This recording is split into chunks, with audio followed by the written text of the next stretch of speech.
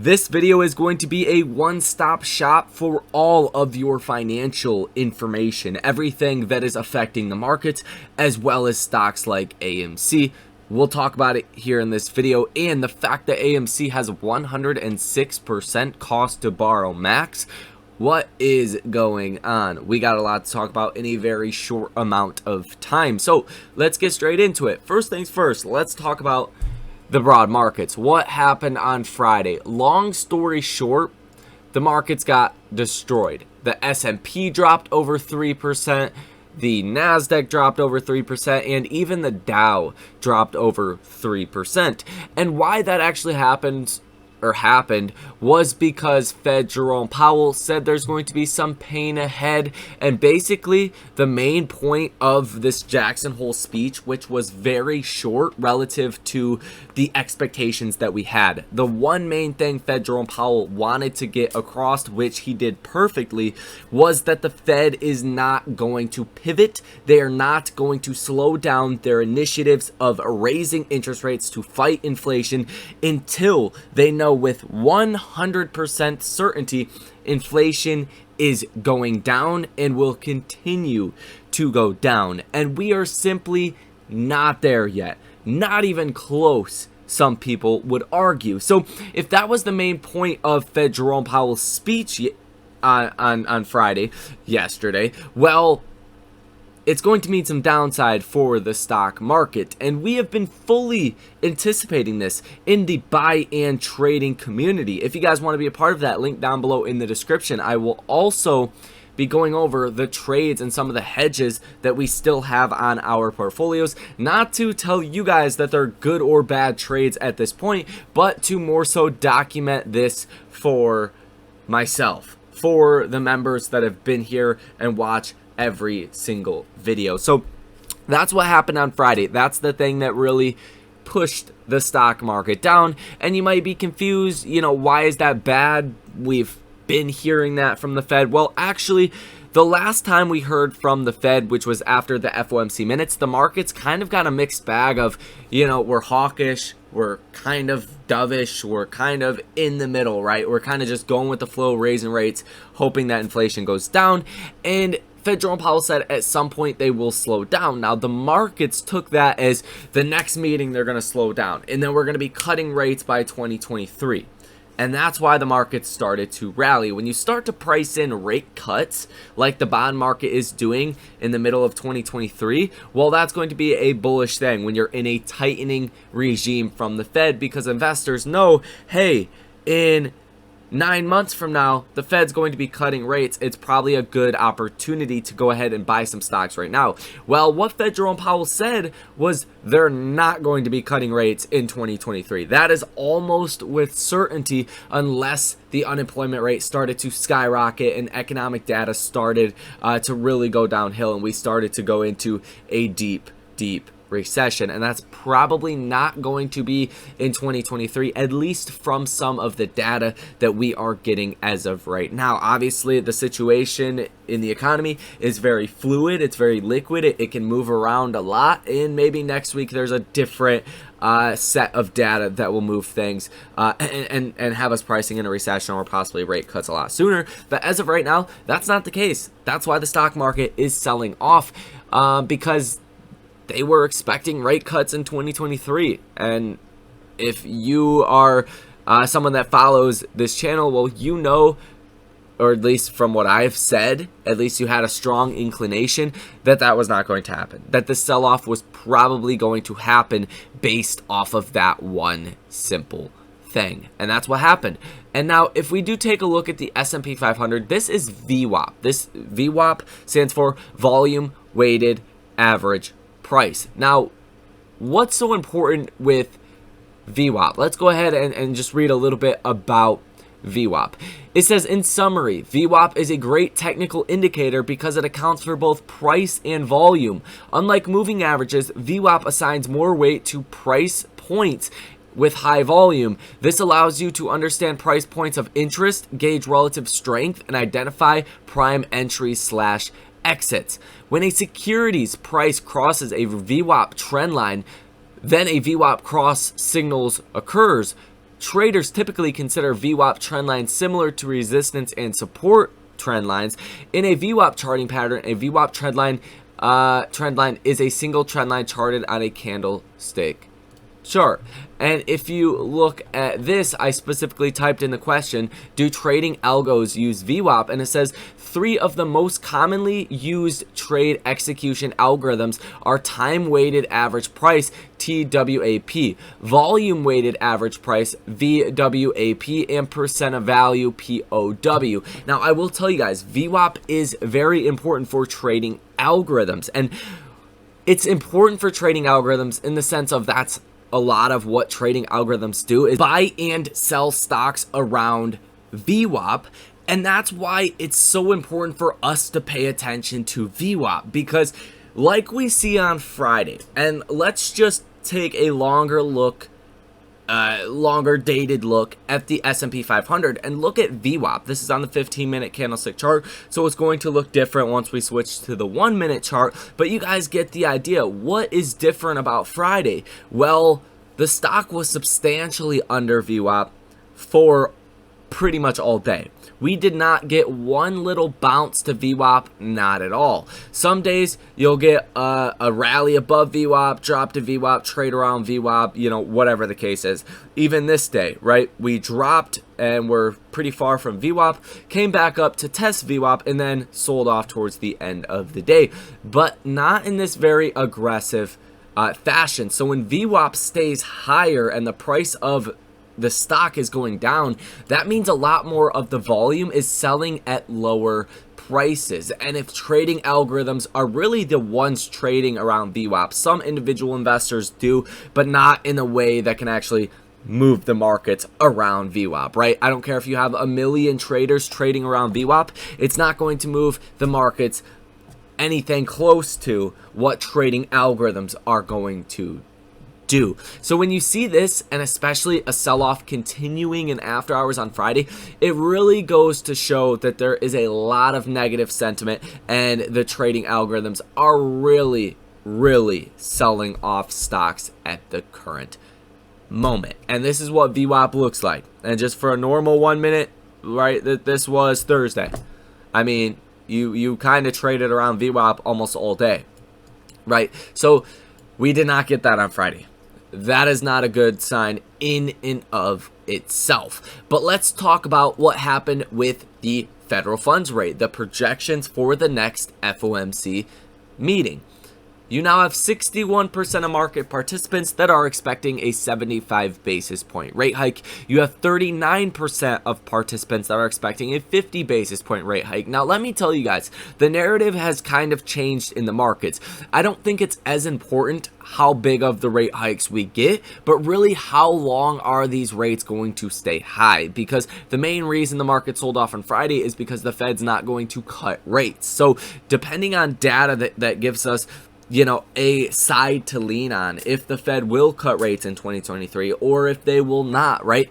Depending on what data points point to one direction or the other, those are going to be the data points that I think are important to the markets. I don't think it's going to make a huge difference if the Fed raises 75 basis points or 50 basis points relative to the market's expectations about rate cuts. So hopefully that made some sense. If it does not, stick around a while and all of this will slowly start to make more and more sense. But that's the situation currently with the federal funds rate. And if we look at the data coming for next week, we don't have a lot of economic data, but we do have a lot of Fed speakers, which is a good thing and a bad thing. If the Fed really keeps reiterating basically what they have been for months, especially the Fed speakers, that they're not going to start cutting rates. They're not going to slow down raising rates. The work is far from done is literally something we have heard from almost every Fed speaker. Almost every time they say that. The markets totally ignored everything every Fed speaker has said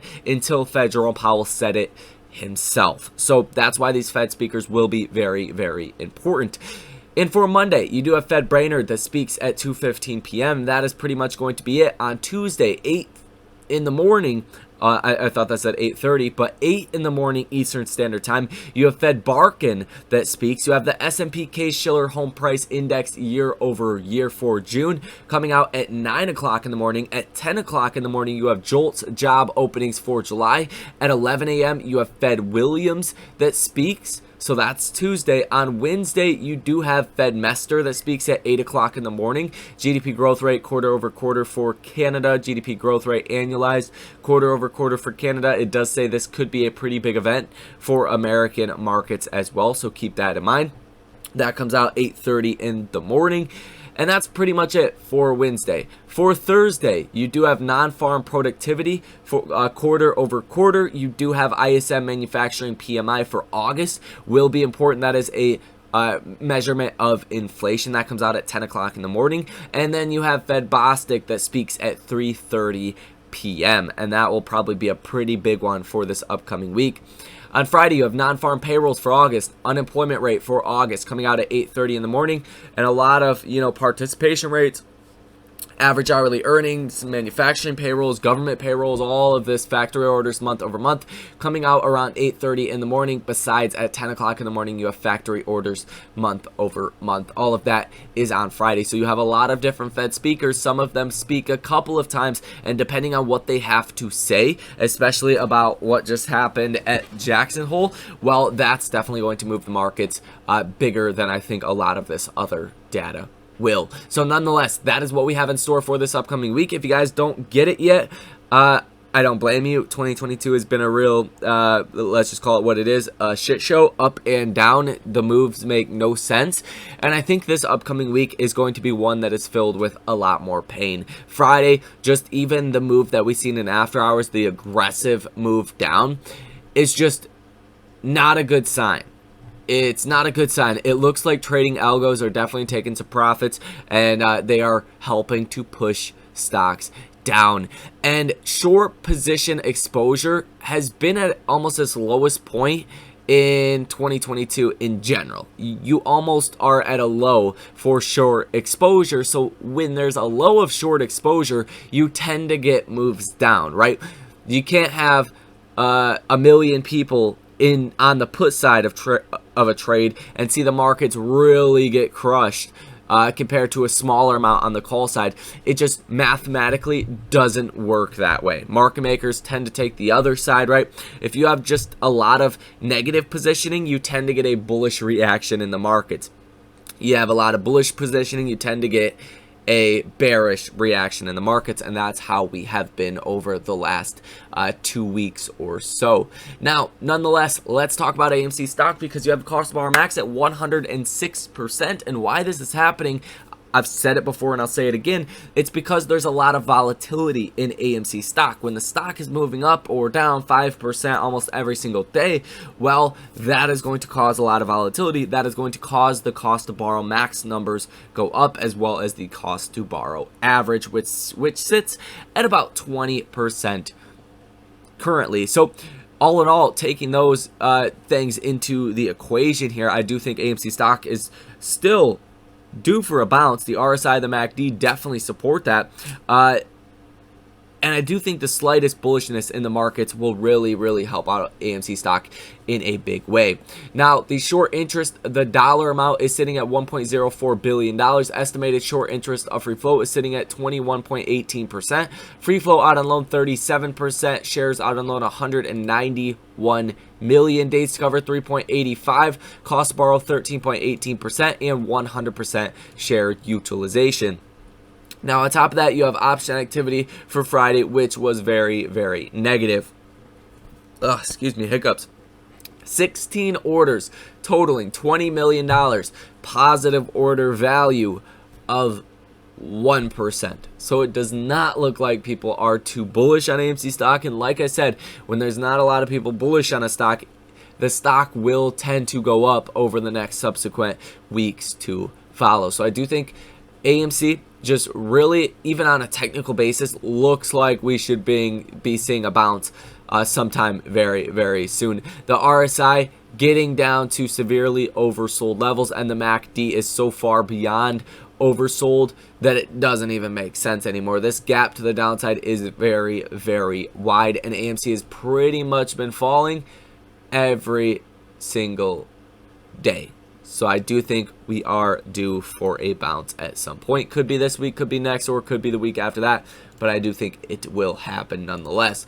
As far as the option activity for next week, you have about 31,000 calls that are out of the money and about 52 calls that are in the money. So with these numbers being so skewed to out of the money, if AMC can move up, if it can break out above 10 or 11 or 12, and you start to get more options run into the money, that could cause a very explosive move because of the ratio here. There's no calls that are in the money relative to out of the money. So it's like that offsetting effect, right? When there's a lot of calls that are in the money and a small amount that are out of the money, it doesn't make that big of a deal when the stock continues to go up, because a lot of those options have already been hedged for by the market makers. In this case, none of these options have been hedged for from the market makers. These out of the money calls are fresh and new for some hedging to take place if AMC does go up. So that is pretty much going to be all. The main story of next week will be the Fed digestion from what we heard on Friday. This story is far from over. So that is it. Hit that like button, subscribe to the channel, source your comments, questions, or concerns down below in the comment section if you guys have not already. And if you guys want to come trade with me live in real time, link down below in the description of this video as well. This is not a recommendation. Don't buy, sell, or trade anything you see on your screen. And here are some of those trades that I did say that I would show later on in the video, and that's what we're going to do before we wrap it up. So on Friday, that was a very big day. I do have these Apple 155 put debit spreads. So that means I bought a 155 put, sold a 150. So your max loss is whatever you pay for these options, and your max gain is $500 in this case, because one option is 100 shares. So if you are in the money $1 on your option, you made $100, right? So there's a $5 difference here. Each option contract would have a max gain of $500. I have 40 of these options, bought them at $28 a piece, currently trading at $79 a piece. Currently a gain of about 182%, up about $2,040 on this trade. It did cost me over $1,100 to get in this trade though, so I did put some bigger dollars down on a relatively short amount of time for September 16th. So this thing could either pay out $19,000 or it could expire worthless. If Apple is under 150 by September 16th, well, you're going to make $19,000 on this trade. I wouldn't hold my breath though. Apple can be very, very back and forth. Now, I also do have a NVIDIA 160 put. This was an earnings trade that I decided to hold, and good thing I did, because this thing went down like 60% value, but now it's up 54%, up $240 total on this option, because NVIDIA did fall 9.5% on Friday. Also, do have 10 UVXY $10 calls. Bought these for $78 a piece, expiring September 16th. And I'm currently up about 50%, or about $400 on that trade. And then I do have some debit spreads as well. Max gain on this 14 to 15 is $1, so that would be $100 times your contract amount, which is 30. That would be a max gain of $3,000 on this trade if the UVXY closes above $15 per share by September 16th. Total cost was $130, currently up about 61.5%, currently up about $80. Bought these for $4 a piece, or 4 cents, and they're currently trading at 7 cents. And I think that's pretty much all. I do have some older options, which are these charge point $16 puts, which were up a lot more, currently up about 93%. Currently up about $244. Bought these for $87 a piece. Currently trading at $169 a pop. So that's going to be all. That's what you guys need to know. Hit that like button, subscribe to the channel, source your comments, questions, or concerns down below in the comment section. Like I said, get your free stock with Webull, Moomoo, and Public down below in the description of this video as well. Thank you guys, enjoy the rest of your day, and I will see you in the next one.